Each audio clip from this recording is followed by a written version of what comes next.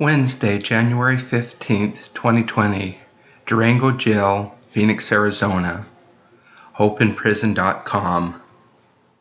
On Monday, I got a Facebook post from a friend of a friend that Denis Ferguson had been called on a 2-year mission to the Maricopa County jails.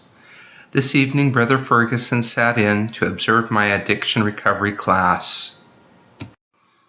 After the room was set up and we were waiting for the inmates to arrive, I learned that Brother Ferguson's full-time mission plans fell through when the care for his special needs son didn't work out. A mission in the jails allows him to teach the gospel and care for his son. As they arrived, Brother Ferguson welcomed each of the inmates. With the men in place, we sang a hymn, introduced ourselves as sons of God, and had the prayer.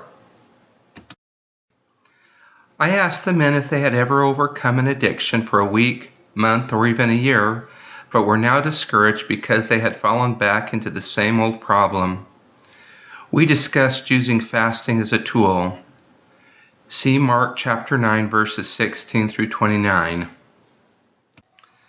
The men had a lot of questions about fasting. Brother Ferguson hopped in with lots of answers.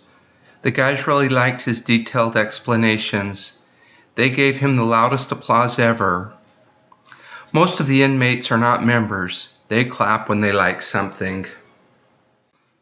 I told the men about an incident in the protective custody unit at the 4th Avenue jail. Kenny, an inmate, had been praying and praying but was still full of fear when he went to court. We talked about fasting.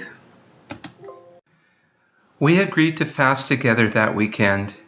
In our next meeting, Kenny reported that he wasn't afraid anymore. Kenny was at peace when he accepted the prosecutor's plea bargain offer of 27 years. With a look of confusion and disgust, Christopher, a young man, asked how I could even work in protective custody. That's where all the sex offenders go. Brother Ferguson explained that as missionaries, our desire to teach and bring joy to people is greater than any unpleasant thing we may have to deal with. I agreed. After the closing prayer, we listened to music. No one ever wants to leave when the guard gets there.